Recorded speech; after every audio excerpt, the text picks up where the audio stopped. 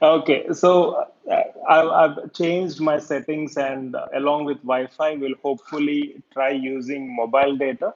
So I have my mobile data along with me. I mean, in case, if in case we need it, we'll try using the same. So really appreciate all your patience. So since fortunately we're not using Blackboard or Whiteboard, so we can proceed accordingly. So please confirm the streaming and audio quality. Will not give up. Even if it is not streaming fine, I'll try again. If not today, I'll at least try tomorrow. But do confirm the streaming and audio quality. We'll proceed accordingly.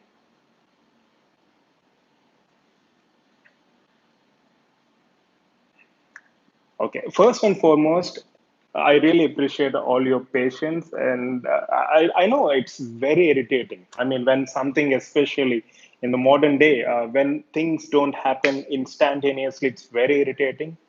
But sometimes all we need to do is exercise patience, isn't it? So, first and foremost, so as we were discussing, we'll try to continue the discussion part. So, we were talking about brain waves and all, and I've been asking you some questions, and I have the following questions for you.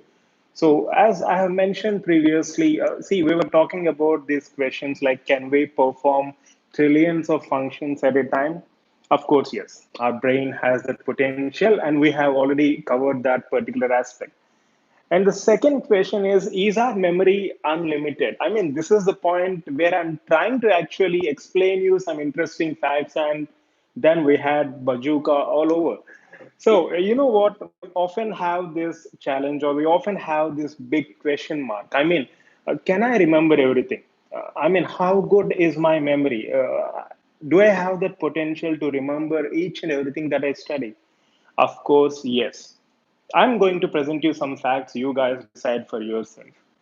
You know, studies have shown that, in fact, I've been referring this book simultaneously along with Guyton, The Genie Within, and they have presented some scientific studies with certain facts. And in fact, they have clearly mentioned that, let's suppose you're learning 10 facts every second for the next 70 years. You will be collecting around, 22 into 10 power 9 bits of information. I mean, at the rate of 10 facts per second, for the next 70 years, you will be able to collect around 22 into 10 power 9 bits of information. And human memory is 22 into 10 power 30 bits per second, which means even if you try to maximum utilize the given faculties, you will still not be utilize the entire brain's capacity. Such is the vastness we are dealing with. Such is the memory potential. 22 into 10 power 30 bits per second. I mean, it's billions and billions of bits of information. So, having such amazing potential, do you think you don't have memory and you have this self doubt always? These are psychological issues, not physiological issues. Because physiologically, organically, we all have tremendous potential to memorize each and every bit of information that we come across. But the problem here, as I've been discussing with some of you, is not with memory, but the problem as such is with your recall potential. Memory is fine. Your memory is fine. My memory is fine. But it's our recall potential that's the huge challenge. And in fact, studies have shown that your conscious mind, in fact, affects your recall potential. Let me give you an example. For suppose I'm taking a Viva. You know the topic very well. You are very much familiar with the topic, but still you're afraid of me, or you have some jitters. Do you think you can recall each and every bit of information that you have studied so hard for the past 7 days or 10 days? So why do you think you face difficulties in Viva? One, you have no idea regarding that particular question. Second, even if you have that information in your mind, you're not able to recall it because of various other reasons. So it's not the problem with memory as such, it's the problem with the recall potential. So that's something which we'll try to address in other sessions. We'll get back to that once again. So, is your memory unlimited? So, how would you like to answer now? Yes or no?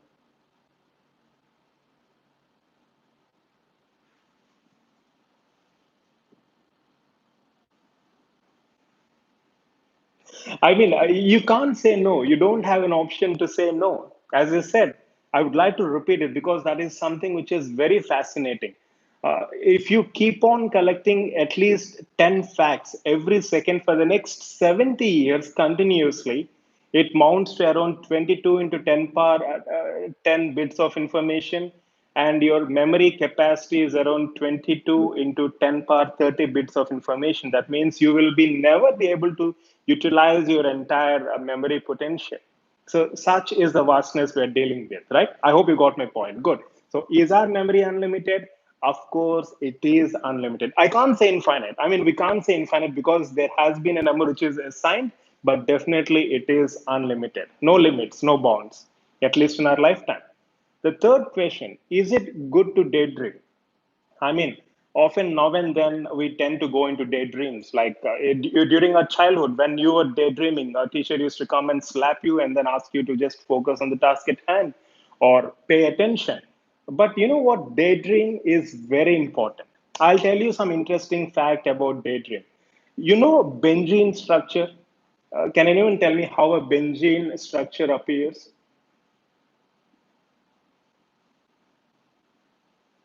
Yeah, hello, hi.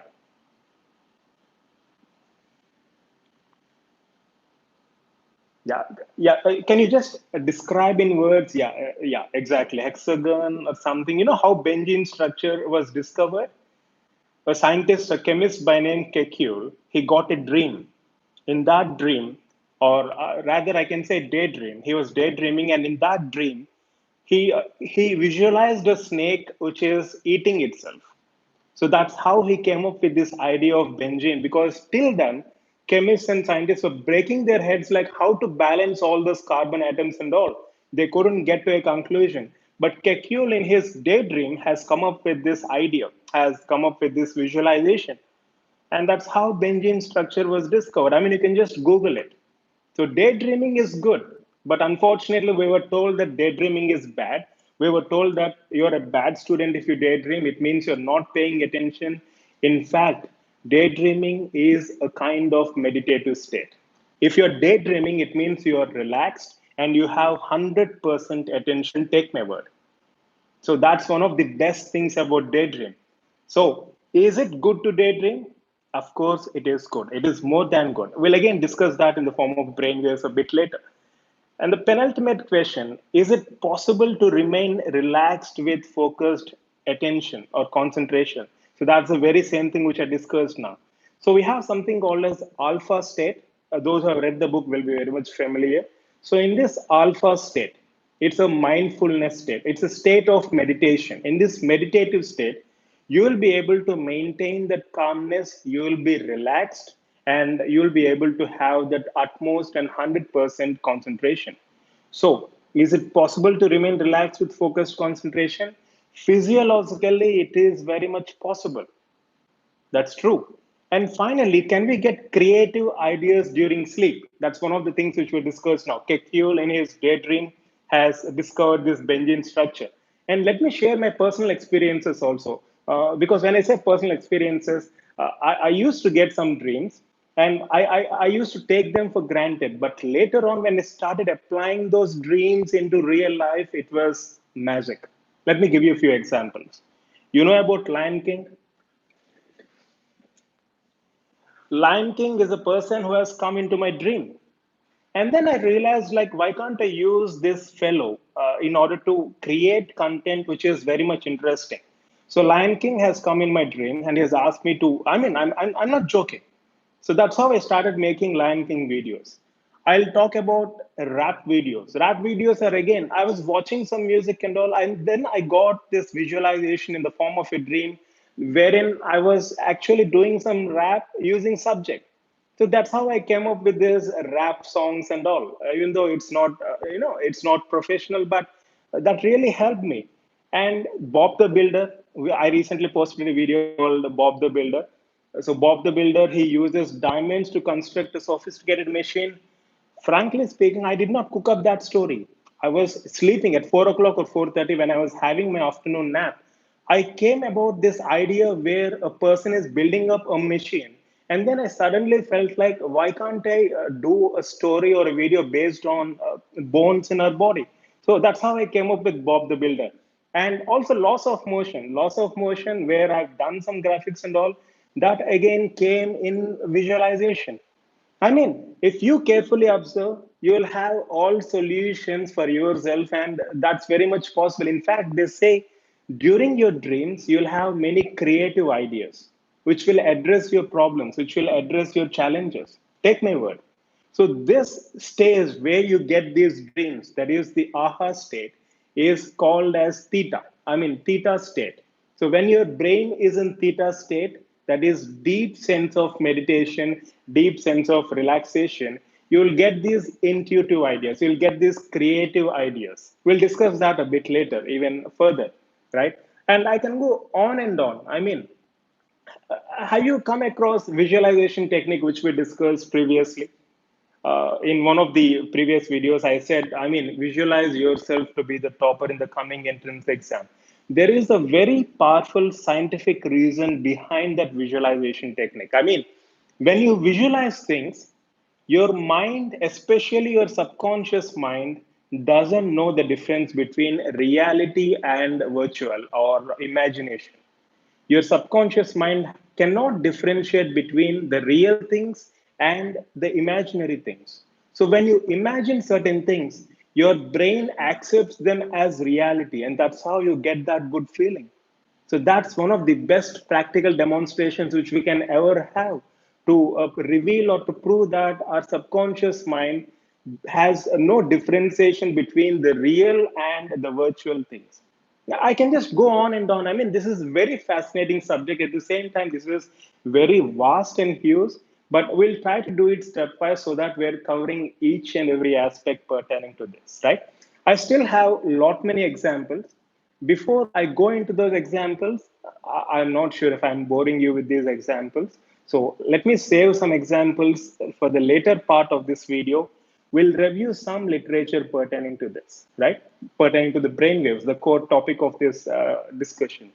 So what do you say? I mean, what do you guys say?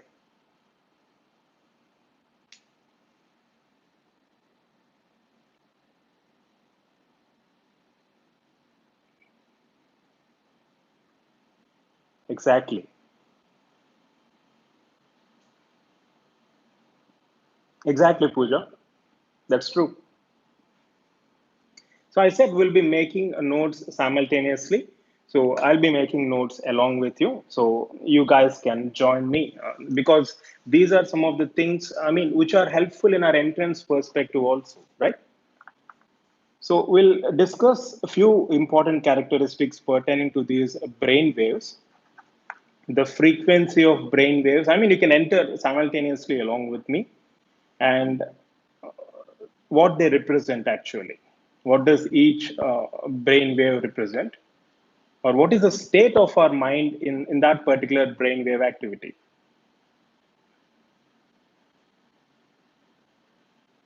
So first, yeah, that's really good to hear that it's interesting. I will make it even more interesting. I have a few more examples, right? So first, brainwave is, we'll start with beta, okay?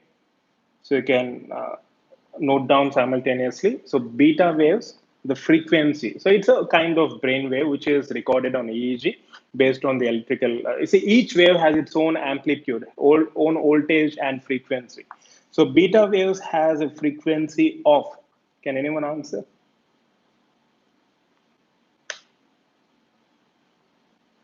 Because I posted an image in the updates group. If you remember, I mean, if you observe the image, each of the wave has its own frequency and has its own amplitude. I mean, these are all low amplitude. I mean, they have low amplitudes. Only in cases of epilepsy or some enhanced brain activity, there can be higher amplitudes recorded on EEG, but these usually have lower amplitudes. Beta has a frequency of 14 to 100 cycles per second. Yeah, it starts with 14. So 14 to 100 cycles per second, right? Okay. Now let's go to alpha. So alpha has a frequency of, can anyone talk about alpha? Daydreaming. We'll get back to that again. So alpha has a frequency of, yeah, beta is 14 to 100, alpha is 8 to 13. Very good, Neha. 8 to 13 cycles per second. Fantastic.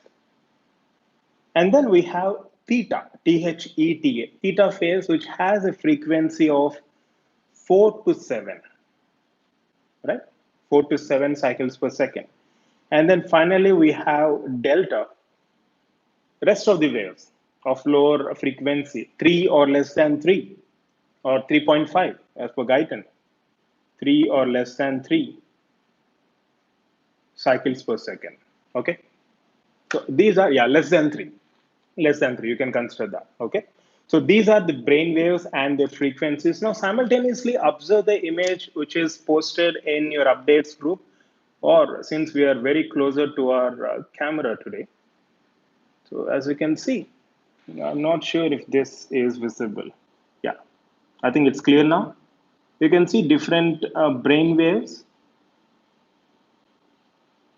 alpha, beta, theta, and delta.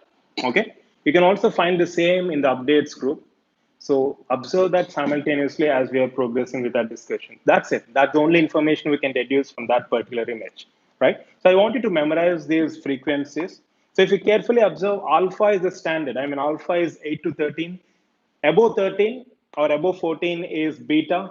Below 8 is, you have this 8 to 13 range. So above this alpha is beta. Below this alpha is theta. And then delta is dead. Just remember that way. So beta state, it is a wakeful state, wakefulness. I mean, you are awake, you're conscious of your surroundings, you're listening to this discussion, I'm talking and interacting with you. So if you observe my brainwave activity now, it predominantly contains beta waves, okay? So beta waves, wakefulness. So they represent wakefulness. I mean, you can make a note of this column and then simultaneously enter, okay? So beta, wakefulness, right? And this wakefulness is very essential. We think, I mean, we should not be attentive. No, no, no, that's not the point. Meditation is good, rest is good, concentration is good. But without beta and without this normal activity, you cannot perform your day-to-day functions, isn't it? So this is essential for performing day-to-day functions like conducting live sessions, studying, etc. Okay. So wakefulness, beta. And what about alpha? As we discussed previously, daydreaming. Alpha is a meditative state. I mean, this information is going to help you in general, and also it's going to help you in the entrance point of view. Okay. So alpha is a meditative state. Your mind is in a state of rest. And most importantly, you can have focused concentration. Let's suppose you are looking at something. So when you're looking at something, you're not actually looking at it. You're looking at it, but you're somehow lost in some thought. That's nothing but daydreaming. So you're in a relaxed state and you're having focused attention, bouts of attention, isn't it? So that's alpha state.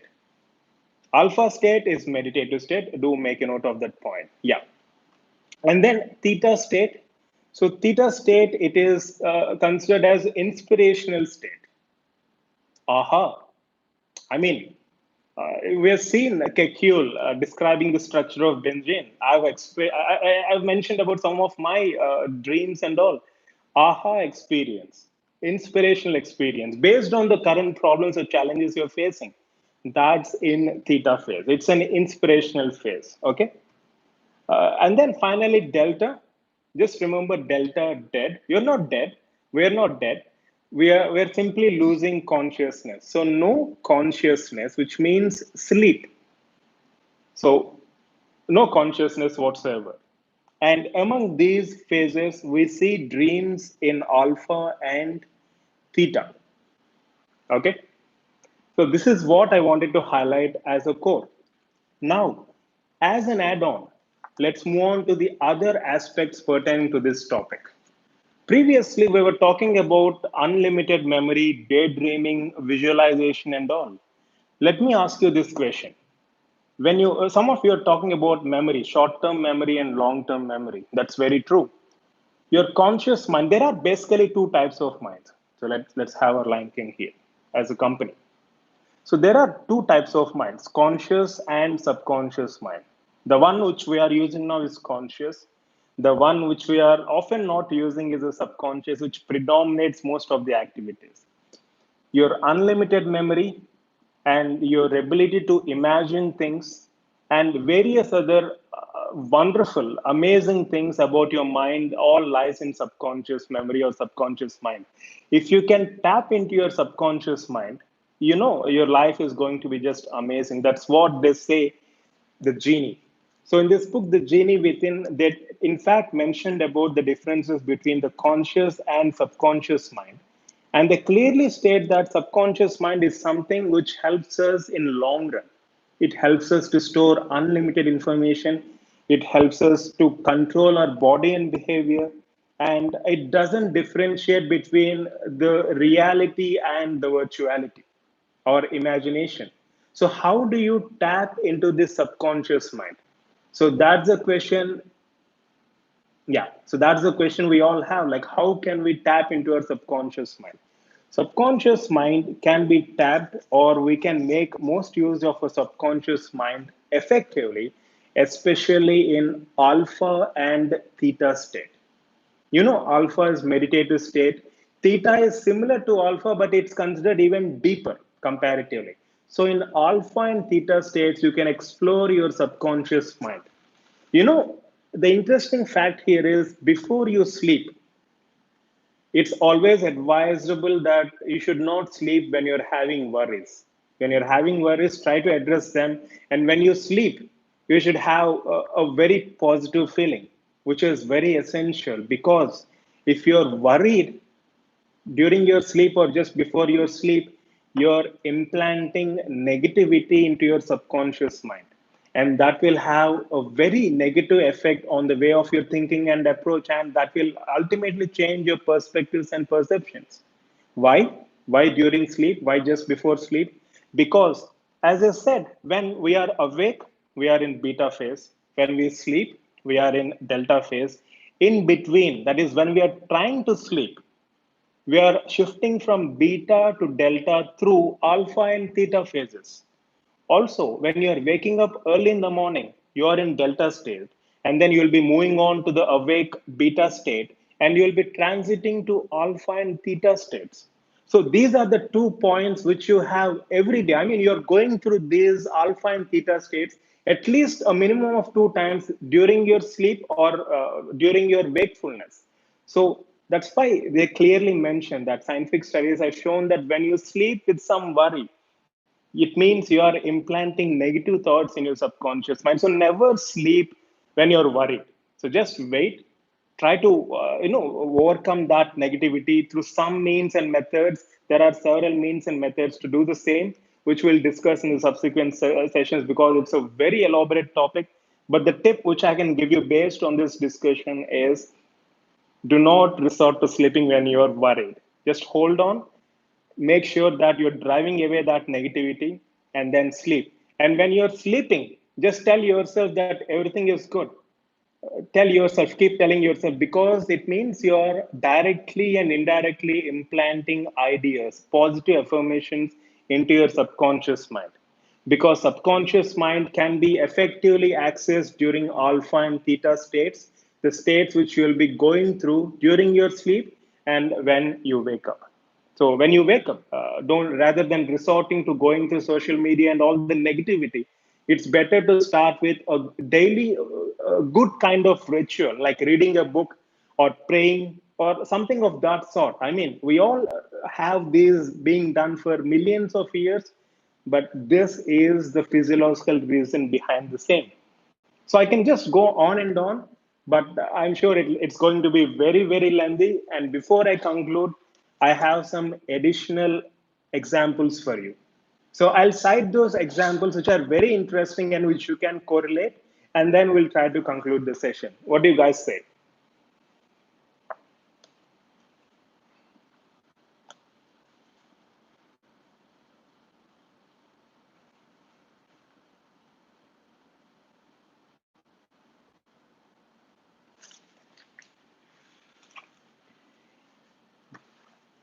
Yes. So a few more examples which I wanted to highlight is, and don't worry, before I wind up the session, I'll try to, give you an overview of all that we had discussed so far. Okay.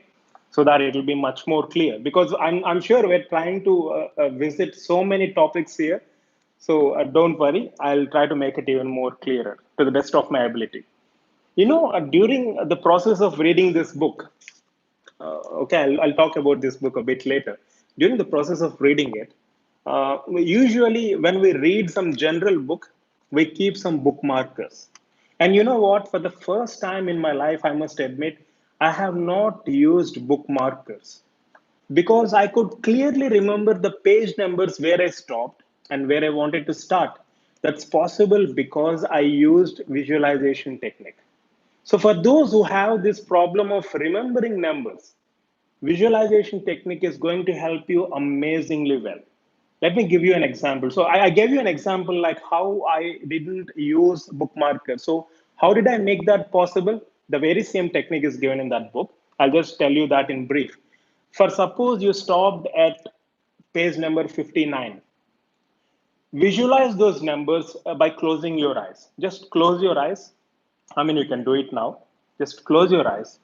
Visualize a building. It's all very cloudy. And on top of building, you have the digits 5, which you can clearly visualize because it's a very, it's a very clear day. You have a building. On top of the building, you have number 5. And then on top of 5, there is a cloud, and that cloud is very happy. That's why it's called as cloud 9. So just keep this, image and keep these illustrations in mind. You are never going to forget page number 59. I've just given you a small example. You can extend that to 10 digits, 25 digits, 35 digits. Human beings have that potential. That's the point here. Don't you think so? So if I ask you again 1 year afterwards, you might not remember the page 59, which you have seen in the form of a text, but you will remember the building. You'll remember the 5 digit on top of building, and you'll remember cloud 9, which is there on top of number 5 or digit 5. Don't you think so? So you can use visualization technique to your benefit.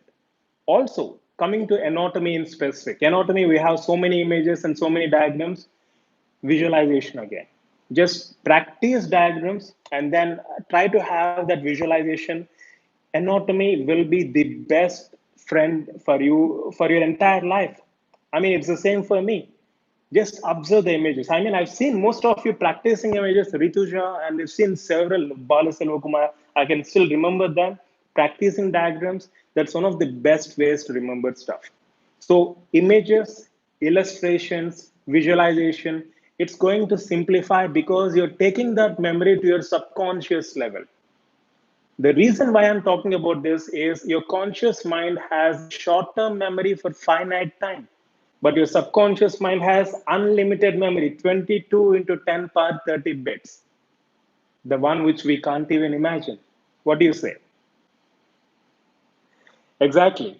So that's how, in fact, that's how I never use bookmarkers, and you don't find any bookmarkers. You only find sticky notes here and there because of my personal interest. So I never used bookmarkers throughout this book. I kept on repeating this visualization technique and it worked like a magic. Take my word, it works like a magic. Now, I have another example to state. Yeah, Viva. Viva is something which I discussed previously. You know everything, but you sit in front of the examiner, you feel like you're not getting anything into your mind. It means your conscious mind always interferes with your subconscious memory. So, if you can know on how to dissociate yourself from the conscious mind, it means tapping into your subconscious mind, you will do more than amazing. And coming to Viva, don't worry about the person. Assume that the opposite person knows nothing and then try focusing on giving your best. Okay? Let's not extend into it. Next, I've discussed about Kekule's example of a snake and Benjamin ring structure, daydreaming. So meditative state and then theta state, they are inspiration states and they give all solutions to your problems. They are creative in nature. Take my word, I've experienced it. It's more than amazing. And then, if you remember, how many of you have seen Big Bang Theory, which is available on Netflix?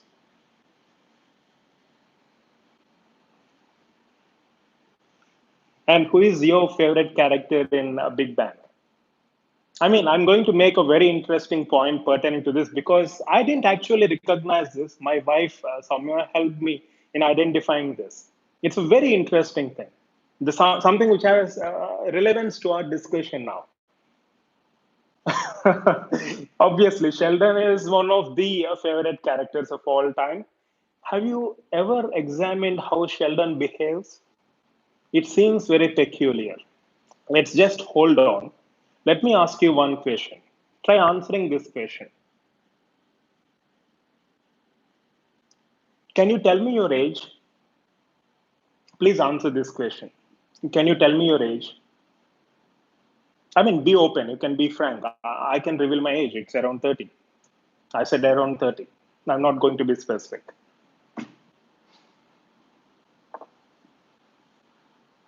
Yeah. Can you please tell me your age? Neha, Happy Life, Athena, Ishita, Anushri, Dhruvi, Saideep, Preeti, Ishita, Venusri, Vasundhara. So I'm entering into a rap state. Rahil. Yeah, I think we're back online. Okay, so Darsha says, yes, I can tell. So that's the right answer. In fact, I've asked you, can you tell? I mean, most of you revealed your age. I didn't ask what your age is. All I've asked you is, can you tell me your age? Darsha says, yes, sir, I can tell. That's what subconscious mind is all about. Conscious mind has this reasoning potential. Conscious mind always tries to reason out. So since I've asked you, can you tell your age? So you thought to yourself like, yes, of course I can tell. So he's asking me this age, so let me answer my age. So all this has happened in this very short time, and you answered your age. I didn't ask for your age, by the way. Don't blame me, okay? I've just asked, can you tell me your age? But your subconscious mind has no logic. Your subconscious mind says, yes, I can if you want to answer, or no, I can't if you don't want to answer. And if you carefully observe, Sheldon's character in Big Bang is based, or it reflects our subconscious mind. Just observe next time. It mostly reflects our subconscious mind. It has no logic. Okay, so that's one point which I wanted to make. And before I conclude, I have one final example. I mean, again, this is based on a practical illustration. We're all worried about definitions. You know, Three Idiots, Chatur, Fungshuk Pangde, Wangde, or whatever. The definitions have become very popular after that movie. I mean, I should say very unpopular. So, in our second year, we were asked to memorize, or we were asked about the definition of operative dentistry. So, see, we all hate definitions because it needs conscious effort. It needs conscious effort. Don't you think so? So, when you actually try to send that particular aspect into your subconscious mind through various techniques, which we'll discuss a bit later, you will never forget the definitions of anything which you come across. Anything which you come across, take my word. The reason why I'm telling you this is now I'm going to practically demonstrate the same. Operative dentistry definition is one of my favorites because it has entered into my subconscious mind. It starts with the following. It's an art and science of diagnosis, treatment planning, prognosis of defects of tooth that do not require full coverage restoration for correction. Such treatment should result in restoration of proper tooth form, function, aesthetics while maintaining the physiological integrity of tooth in harmonious relationship with its and hard and soft tissues, all of which should enhance the general health and welfare of the patient. That's the definition. In this entire process, I never use my conscious mind because the definition is intact in my subconscious mind for rest of my lifetime. This is the definition which I learned way back in 2007, and this is 2020. So that's the power of subconscious mind. So never ever complain saying that you don't have memory or I'm not able to remember anything. No, please don't complain. Please don't complain. So that's the point which I wanted to make. We all have that potential. I'm not here to just say that only few select people have that potential. We all have that potential. We all have that memory potential. The only challenge there is our ability to recall. And we have many techniques where you can transfer information from your conscious mind to your subconscious mind. We'll try to explore them in the coming videos and see what more we can. I mean, in this video, we come across visualization and so on. So in the coming videos, we'll try exploring more. This is very fun. This is very interesting. And this is practically very useful for each and every of the living being on this planet. Don't you think so? Okay, so before I wind up this session, let me conclude by going through the brain waves once again. You can go through the rest of the part in Guyton, or you need any further assistance, you can get back through mail. So this is a summary. So brain waves are based on electrical activity. So we have beta, alpha, theta, and delta, right? So beta waves, wakefulness, have a frequency of 14 to 100 cycles per second. Alpha state, 8 to 13 cycles per second, and it is meditative state, relaxed, and then focus, bouts of focus. Theta state, delta state, no wakefulness, complete sleep. So a frequency of 3 or less than 3 cycles per second. And each one originates at a few select areas. So consider this as your homework. So each of these waves originates in either occipital, like for example, alpha originates from occipital region predominantly, as far as I remember. So what about beta? What about theta? What about delta? So in which areas of brain do they originate? So consider this single question as your homework. And before you sleep tonight, you're not going to stay worried. No matter how the entrance is going to be, no matter how your past experiences are, right now you're alive, I'm alive, we're able to perform all the functions normally. So we should be grateful for the same. If you have studied even for 5 minutes, take my word, if you have studied even for 5 minutes today, acknowledge what you have studied. Acknowledge. Tell yourself that, yes, I have studied for 5 minutes. I mean, try to have that sense of gratitude before you sleep, especially. I mean, it's good if you have it throughout the day. But before you sleep, tell yourself positive things. You are